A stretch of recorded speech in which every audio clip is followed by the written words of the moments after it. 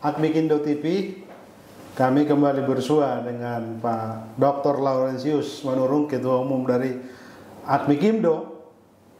Kita kehadiran tamu dan teman kita di studio Akmikindo TV.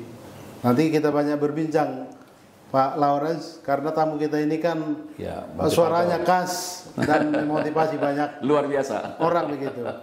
Kita kenalkan dulu Bang Saud Sitompul, motivator Etos Nasional. Ya, terima kasih, luar biasa. Nama saya adalah Saud Sitompul, Etos Master dan Motivator Nasional. Saya biasa keliling Indonesia mengobarkan 8 etos kerja profesional. Kenapa? Etos itu adalah akar kesuksesan dari pengelolaan UMKM. Pak Lawrence, kita kan membentuk asosiasi pengusaha mikro kecil menengah ini. Penting juga etos, semangat dalam berjuang. UMKM ini kan keder atau mundur karena kalah bersaing misalnya. Ini kan etos ini harus dimunculkan agar terus berjuang ya sampai titik darah penghabisan. Kira-kira apa pentingnya kita memikirkan etos? Terima kasih nih Pak Saud Sitompul. Ya Pak Ketua Umum. Boleh datang di studio Akmikindo TV. Perbincangan hari ini, sore ini menurut saya sangat bermanfaat untuk UMKM ya. Memang UMKM ini kan udah namanya saja usaha mikro, kecil dan menengah. Kalau organisasi ini memang kita tambahin mandiri. Nah, mungkin nih Pak Saud, kenapa kita tambahin mandiri? Memang kita harapkan anggota kita, khususnya UMKM kita, bisa mandiri, independen, bertumbuh, berkembang gitu. Nah, ini diperlukan memang bagaimana semangat etos kerja untuk mencapai itu. Jadi hari ini kita bagus ini, pembelajaran yang luar biasa. Kita terima kasih nih, mudah-mudahan para anggota kita dimanapun berada 27 provinsi hari ini bisa mendapatkan pembelajaran daripada Bapak Saud Sitompul, etos master master nasional untuk sebagai motivator nasional yang akan kita harapkan bisa bermanfaat untuk kita. Silakan Pak.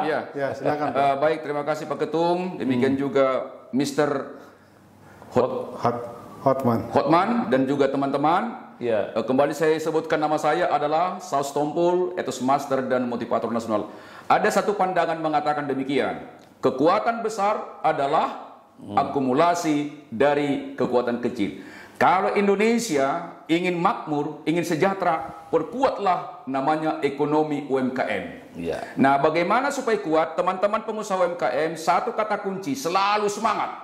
Maka nanti tolong di usaha-usahanya dikumpulkan anak buahnya, ada namanya IL tiap hari. Misalnya begini, kalau misalnya pengusaha UMKM mengatakan selamat pagi, jawab timnya pagi, semangat, luar biasa gitu.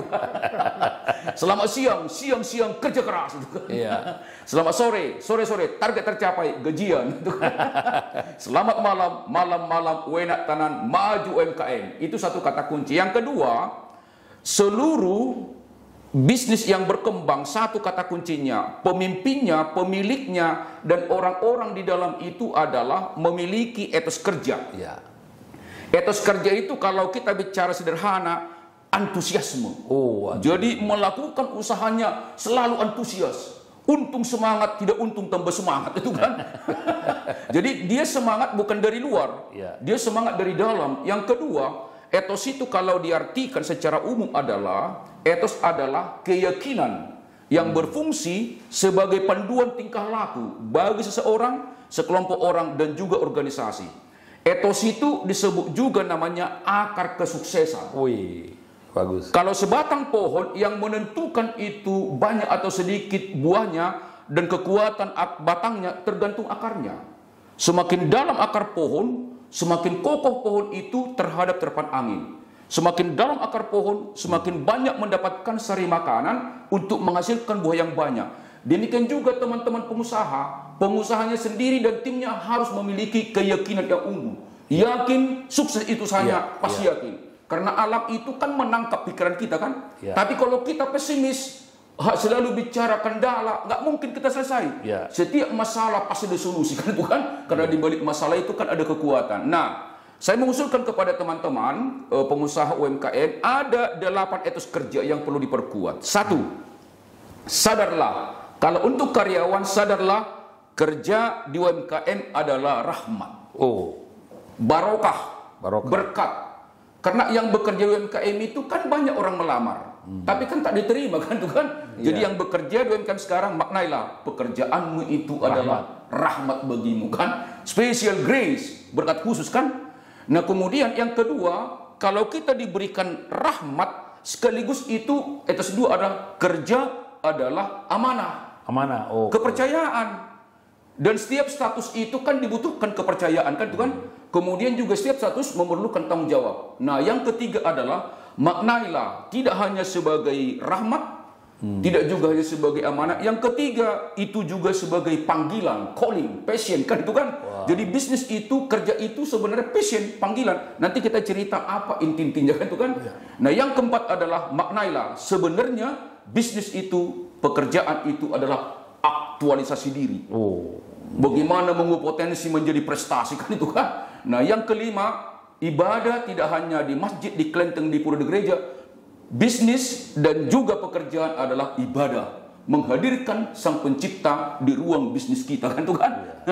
Nah yang keenam adalah disebut namanya bisnis itu, pekerjaan di UMKM adalah disebut namanya seni, kreativitas. Harus kreatif. Ya, zaman terus berubah, boleh berubah, tapi kita harus kreatif. Kan itu kan, kreativitas mendahului perubahan. Kan itu kan.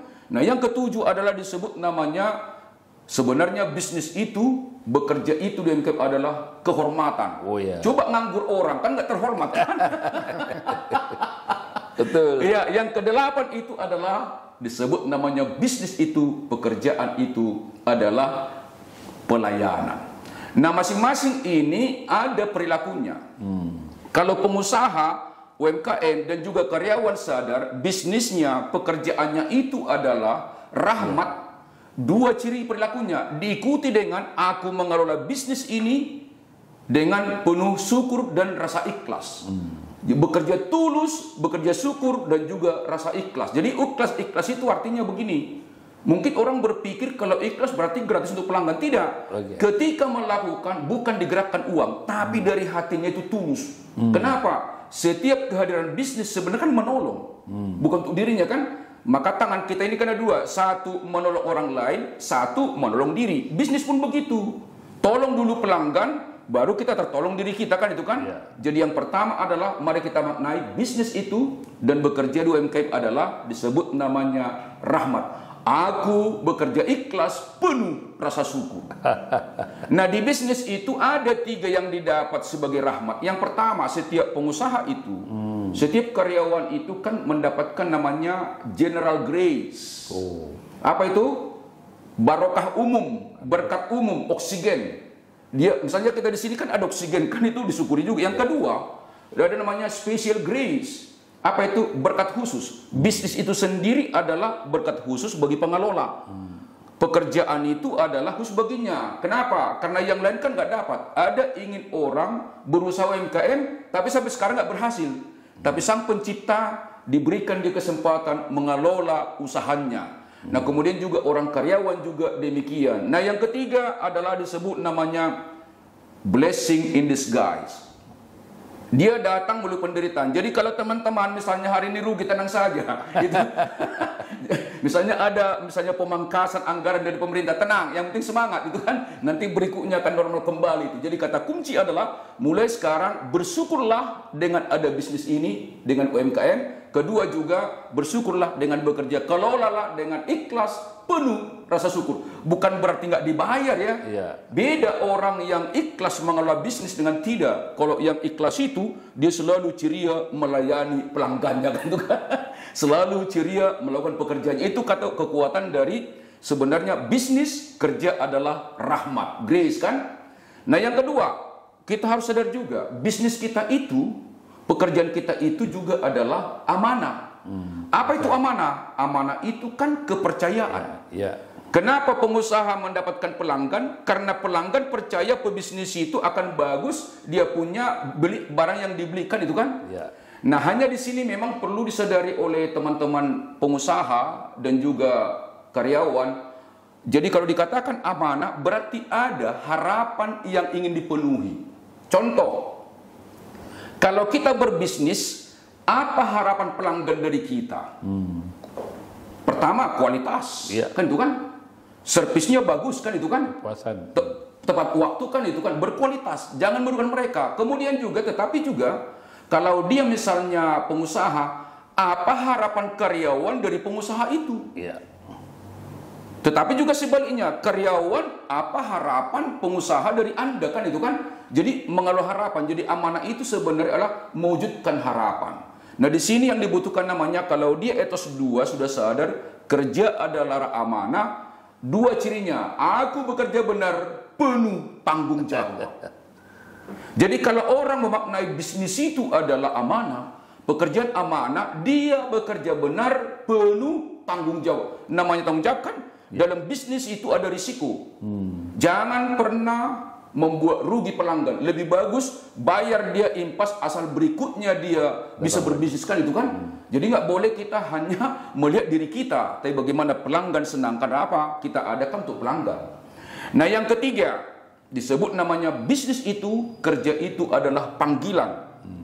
Kalau orang sudah level panggilan bisnis itu, dan juga karyawan sudah memaknai kerja panggilan, 2 ciri umumnya. 1, dia bekerja tuntas, penuh integritas. Tuntas artinya dia tidak mau senang kalau belum selesai. Juga dia tidak mau pulang kalau dia tidak selesai. Nah kemudian juga kalau dia punya integritas. Yang pertama, kalau dia karyawan, tanda-tanda karyawan yang punya integritas adalah diawasi bos, bekerja benar, tidak diawasi pun bekerja benar. Demikian juga misalnya kalau pengusaha, kalau misalnya kan ada UMKM itu dagang kan itu kan, ini pun timbangan nggak boleh diubah.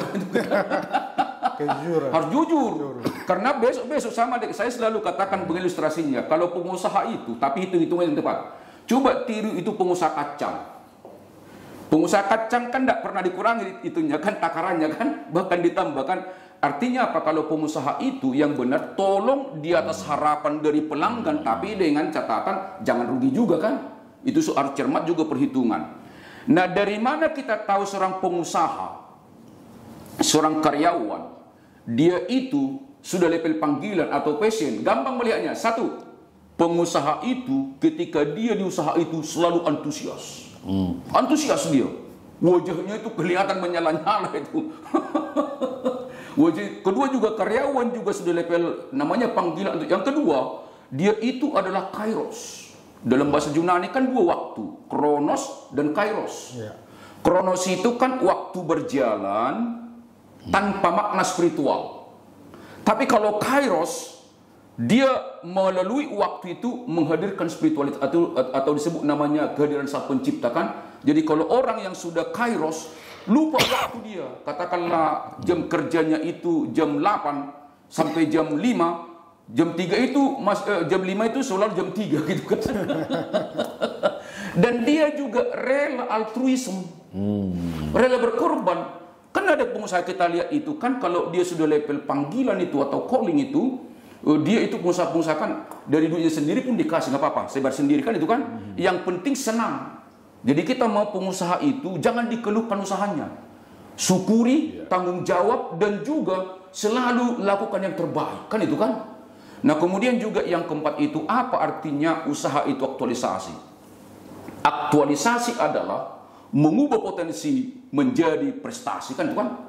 Hidup kita ini sebenarnya dalam kandungan kan the winner. Kenapa? 1 dari 250 juta sel sperma kan itu kan. 1 dari 250 juta sel sperma. Dalam kandungan kita sebenarnya sudah the winner, sang pemenang. Kenapa orang gagal? Ya malas. Tidak ada sebenarnya orang gagal pengusaha. Yang ada kurang rajin, kurang tekun, kurang semangat kan itu kan. Jadi aktualisasi itu adalah mengubah potensi menjadi prestasi. Bagaimana perilaku orang kalau bisnis itu, pekerjaan itu prestasi? 2 cirinya. Aku bekerja keras, penuh semangat. Aku bekerja keras, penuh semangat. Tolong teman-teman pengusaha, mohon jangan alergi mendengarkan kata kerja keras. Selalu kita cinta kerja cerdas. Tidak, 3-tiganya harus. Kerja ikhlas itu dari nurani, kerja cerdas dari otak. Tapi kalau nggak kerja keras, itu bisnis nggak jalan. Nggak bisa. Itu 3 dimensi itu nggak boleh. Hatinya harus juga suci, pikirannya juga cerdas, kemudian juga tubuhnya harus kuat. Nah, yang jadi masalah adalah kenapa orang pengusaha gagal dan juga karyawan gagal. Ada satu cerita di negeri Cina, 2 gunung. Namanya Gunung Tahyung dan Wangku. Nah, 2 gunung ini pagi-pagi terbit matahari selalu menutupi cahaya, akibatnya tanaman dan juga anak-anak di desa ini nggak tumbuh subur dan juga pucat. Adalah seorang ayah dengan 2 anak. Dia melihat, sudah tahu mengidentifikasi masalah yang membuat ini nggak sehat, anak juga tanaman tidak tumbuh subur. 2 gunung ini selalu menghambat cahaya matahari pagi. Dia undang rapat malam itu. Hai bapak-bapak, tahukah apa yang menyebabkan anak kita nggak sehat, tanaman tidak tumbuh subur? Karena gunung itu tiap hari tidak bisa lancar memancarkan cahayanya ke anak-anak ini dan juga kepada tanaman. Maukah mulai besok kita hancurkan gunung itu? Pengusaha ada 2, 1 dominan rasionalitas, yang kedua kuat spiritualitas. Yang di sana itu mayoritas rasional, mana mungkin gunung sebesar itu bisa dihancurkan, langsung rasional dibandingkan dirinya dengan gunung kan. Tapi kalau satu ayah dua anak ini katakan, bagi anda nggak mungkin, bagi saya dengan 2 anak saya mungkin, maka mulai besok mereka memacu,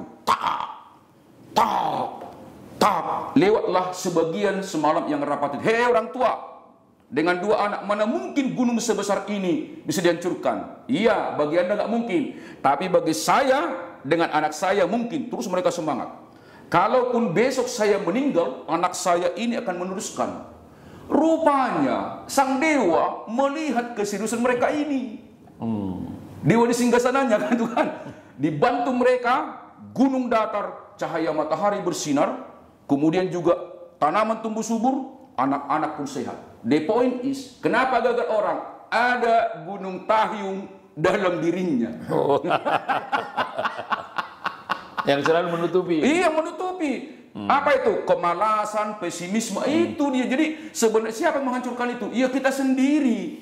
Jadi kalau teman-teman Musa ingin maju, hancurkan Tahyung dalam dirinya. Apakah itu? Ya teman-teman yang tahu kan. Saya mendorong, dan saya juga sebagai motivator juga pengusaha juga kan. Di konsultan, buktinya keliling Indonesia juga kan. Padahal saya sendiri kan, kata kuncinya selalu memberikan yang terbaik kan itu kan. Jadi teman-temanku, bisnis itu adalah aktualisasi diri kan. Kenalilah apa gunung penghambat dalam diri. Siapa menghancurkan itu? Diri kita sendiri. Jadi saya kira dengan mendengarkan ini YouTube ini dari kita punya channel, berubahlah ya. Jadi yang lalu biarlah berlalu. Artinya apa? Mulai hari ini dilarang hukumnya mengeluh apapun yang terjadi di luar bisnis kita. Selalu bersyukur, bersemangat. Kenapa orang bersemangat? Selalu mendapatkan ide-ide brilian. Tapi kalau yang pesimis, biasanya dia kehilangan ide-ide kan. Nah yang kelima, teman-temanku semua, ini sangat mulia pesan etos ini. Bisnis itu, pekerjaan di UMKM itu adalah ibadah. Apa artinya ibadah? Penyerahan diri secara total kepada Sang Pencipta sesuai dengan agama kita masing-masing. Jadi jangan pernah, dari sisi etos, sahabat pengusaha dan karyawan, jangan pernah pisahkan nilai ibadah dengan profesionalisme. Justru pengelolaan profesional sebenarnya dasarnya spiritualitas. Karena oksigen sendiri kan modal kita juga kan. Kecerdasan dari mana? Kan dari Sang Pencipta juga kan. Jadi jangan pernah pisahkan dunia ibadah. Kayaknya dunia ibadah di rumah ibadah itu kan ritual. Kalau ini kan nilai-nilai bagaimana menghadirkan Sang Pencipta melalui pengelolaan supaya kita berkualitas. Nah, kalau kita memaknai bisnis, pekerjaan sebagai ibadah, 2 cirinya. Serius, penuh kecintaan. Serius, penuh kecintaan. Sama dengan kalau kita dengarkan khotib atau pendeta atau pengkhotbah, kan serius mendengarnya. Penuh kecintaan, serius. Nah kemudian kecintaan, ada di situ kata kutip cinta. Kalau kita mengelola bisnis kita ini dengan penuh kecintaan, biasanya kita lupa waktu. Dan kita pahami itu detail and detail. Sama dengan kalau karyawan atau pengusaha tidak mencintai bisnisnya, dia kan tahu global. Orang yang global memahami bisnisnya nggak mungkin maju. Jadi cintailah bisnisnya, ya lakukanlah yang terbaik. Dan juga kalau orang mencintai bisnisnya, dia rela berkorban. Sama dengan kalau kita dulu waktu muda kan, pasangan kita misalnya tanpa diminta apa-apa kan kita berikan. Demikian juga kalau pengusaha sudah mencintai bisnisnya, dia tahu yang dibutuhkan customernya tanpa diminta. Dan itu datang dari dalam. Nah kemudian yang keenam itu adalah disebut namanya bisnis itu, usaha itu, kerja itu adalah disebut seni. Kata kunci seni di situ ada dua. Kalau orang sudah level seni sudah level seni mengelola bisnis, dua cirinya. Cerdas, penuh kreativitas. Cerdas rohani, cerdas intelektual, cerdas praktikal. Itu dia. Cerdas emosional. Itu dia, cerdas. Nah, kemudian kalau orang yang cerdas itu kan selalu kreatif. Apapun masalah, tetap ada solusinya.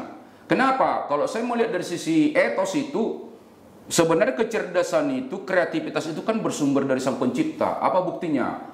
Saat ini kan kurang lebih antar 6 sampai 7 manusia kan? Tak satu pun sama wajahnya kan? Betul nggak? Betul. Iya, artinya kalau kita ingin menjadi adaptif bahkan lebih cepat dari perubahan, ya harus menghasilkan namanya kreativitas. Makna itu seni. Harus maestro kita di situ ya. Jadi kalau seniman itu berarti di bidang itu maestro. Seperti apapun hambatan dari luar ada selalu solusi kan. Dan dari sisi strategi SWOT sebenarnya kan menghadapi luar itu kan kekuatan di dalam. Karena yang di luar itu kan nggak bisa kita ubah. Yang bisa kita ubah kan di dalam kan. Nah yang ketujuh adalah bisnis itu, pekerjaan itu adalah kehormatan. Nah, itu kan. Dengan kita pengusaha kan terhormat kan. Coba kita menjadi penganggur kan nggak terhormat, malu juga kan. Istilah orang kita di desa itu ikut arisan pun dia malu kan, takut ditanya nggak ada pekerjaannya kan. Jadi oleh karena itu bisnis itu sebuah kehormatan. Apa artinya? Ciri-ciri pengusaha yang memaknai bisnis sebagai kehormatan, dua cirinya. Dia mengelolanya dengan tekun, penuh keunggulan. Tekun, dia tekun, penuh keunggulan, konsisten. Tekun, penuh keunggulan. Itu yang perlu ditanamkan kepada pengusaha, anggota kita di UMKM ini, dan juga dengan karyawan. Nah biasanya begini, satu kata kunci orang yang merasa dia kehormatan bisnisnya, dia bangga. Bangga dia. Maka selalu kita katakan kepada pengusaha dan juga karyawan, banggalah dengan perusahaanmu dan buat perusahaanmu bangga dengan dirimu. Kan itu kan? Banggalah kita menjadi pengusaha dan buatlah pelanggan itu bangga dengan kita, itu maksudnya. Jadi kata kunci di situ adalah ketekunan. Tidak ada yang unggul, yang ada yang tekun. Sebab tidak pernah keunggulan mendahului ketekunan. Jadi teman-teman, seperti apapun sekarang dinamika UMKM, maju terus. Pasti ada solusi. Pasti ada solusi. Pasti ada solusi. Tidak ada masalah yang tidak ada solusi. Kata kuncinya, etos kerja kita, karakter kita harus menjadi karakter yang tangguh dan yang optimis, selalu bergerak ke depan. Jangan jadi tempat kan, bukan? Nah, yang terakhir, etos 1 sampai 7 itu kan masih bermuara dalam diri kita. Tapi yang dirasakan oleh customer itu adalah etos yang ke-8. Bisnis, kerja adalah pelayanan. Kalau kita sudah sadar bisnis dan pekerjaan di UMKM pelayanan, dua cirinya. Aku bekerja sempurna, penuh kerendahan hati. Aku bekerja sempurna, penuh kerendahan hati. Sempurna melayani kepada customer, tetapi tetap rendah hati kepada pelanggan. Nah, itu dia kan. Sempurna. Dari mana kita tahu misalnya kesempurnaan itu? Rendah hati menanyakan kepada customer. Maka sebaiknya, katakanlah usaha kita ini misalnya kan harus tanya gimana tingkat kepuasannya kan. Apa perlu kita perbaiki kan? Kan itu kan, jadi oleh karena itu perlu kita perkuat. Nah, kemudian kalau saya masuk kepada misalnya di etos 8 itu adalah yang pertama itu, tolong kita kenali bisnis kita itu apakah dia jasa atau produk ya, tangible goods atau intangible goods. Karena berbeda ini pemasarannya. Kalau etos 8 kan? Iya. Misalnya kalau dia misalnya UMKM production. Iya. Kan 4P. Produknya harus bagus kan, desainnya kan itu kan, kemudian juga promosinya harus bagus, harus jelas. Yang ketiga itu adalah harus juga di mana tempatnya, place kan, kan produk, price, place, promotion kan itu kan ada 4P itu. Jadi teman-teman yang memproduksi barang jangan hanya menjual di toko, tapi harus tahu produk kita itu apa, kemudian juga bagaimana mempromosikan, di mana diambil place-nya, kemudian juga bagaimana harganya. Ingat teman-teman, orang membeli produk bukan selalu karena berkualitas, tetapi karena persahabatan. Kualitas bagus, harga bagus, tapi harus bersahabat. Kalau harga yang sama, kita bersahabat, pasti ke kita datangnya. Maka orang membeli tidak sekedar hanya karena produk dan jasa, tapi karena persahabatan. Itu kalau untuk sifatnya barang berwujud. Nah kemudian kalau teman-teman pengusaha, misalnya UMKM itu di bidang jasa, ada 3P. Yang pertama, katakanlah UMKM tiketing ya, contohnya ya, atau jasa rumah sakit. Seperti kita kan klinik kan itu kan, ada 3P. Yang pertama, physical evidence. Physical evidence. Katakanlah kalau rumah sakit atau tiketing ya, orang yang menggunakan jasa itu fisiknya harus bagus. Physical evidence. Jangan mogok di jalan. Atau misalnya kalau rumah sakit, jangan mogok itu labnya. Dipastikan itu kan physical evidence. Yang kedua, proses. Mulai masuk customer memesan tiket atau masuk rumah sakit, harus memuaskan bagi customer. Jangan kelamaan. Jangan sampai nanya berapa lama lagi. Itu berarti belum sadar itu pelayannya dia terlambat. Jangan sampai nanya dia kan. Proseskan. Baru yang ketiga itu adalah disebut namanya people. People itu berarti orang-orang di dalamnya harus profesional. Mulai pintu masuk di dalam sampai keluar harus puas mereka kan itu kan.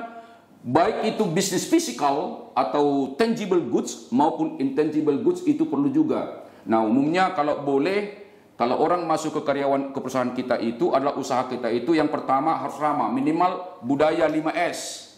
Senyum, sapa, salam, sopan, santun. Senyum, sapa, salam, sopan, santun. Kemudian yang terakhir, ini tips.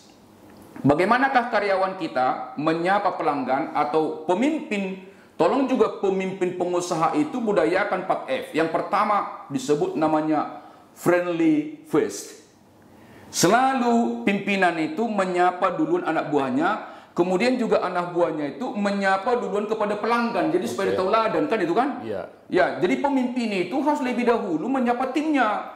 Timnya juga lebih dahulu menyapa dari customernya. Jadi kan supaya ada reference itu kan acuan. Jadi 4F ini penting. Kemudian kedua disebut namanya friendly face. Jadi wajahnya itu selalu memancarkan aura positif, senyum gitu kan. Begitu datang pelanggan langsung lepas senyum gitu kan. Yang ketiga itu adalah disebut namanya friendly voice. Suaranya itu bersahabat kan itu kan. Ya kalau boleh orang customer service itu suaranya bulat-bulat lah, jangan cempreng ya. Itu perlu juga dilatih, bisa juga pagi-pagi latihan bibir, kan. Apa boleh buat? Kita ini kan supaya mantap kan. Yang terakhir itu adalah disebut namanya friendly service. Pelayanannya lebih cepat dari yang diharapkan oleh namanya pelanggan. Nah yang terakhir, kalau misalnya dikomplain, apakah kita bela diri? Saya katakan begini, yang pertama, hukum dalam pelayanan customer adalah jangan pernah berdebat dengan pelanggan. Itu prinsip. Mau dia yang salah, kita yang benar, jangan pernah berdebat. Tetap kita mengatakan, mohon maaf Pak, mohon maaf Ibu, Bapak jadi repot gitu kan, walaupun sebenarnya dia yang salah. Dan saya kira masih berlaku. Ya, mereka ini sebenarnya tidak hanya sebagai raja, tapi yang tertinggi itu disebut namanya partner. Sahabat kita itu. Jangan dikecewakan sahabat lah kan itu kan. Nah kemudian kalau mereka misalnya komplain, kalau kita mengatakan jangan berdebat, jangan bela diri, tapi kasih bantal. Bantal itu singkatan dari B. Kalau ada pelanggan mengeluh, tolong bersyukur. Bersyukur kita dia komplain kan itu kan bantal kan bersyukur. Soalnya gini kan saingan kita kan banyak juga yang lain kan. Kalau kita misalnya nggak bersyukur dengan itu, dia pergi nggak dikasih tahu juga kan. Nah yang kedua apresiasi. Ucapkan terima kasih padanya dia. Terima kasih dikasih masukan kami Pak gitu kan. Apresiasi.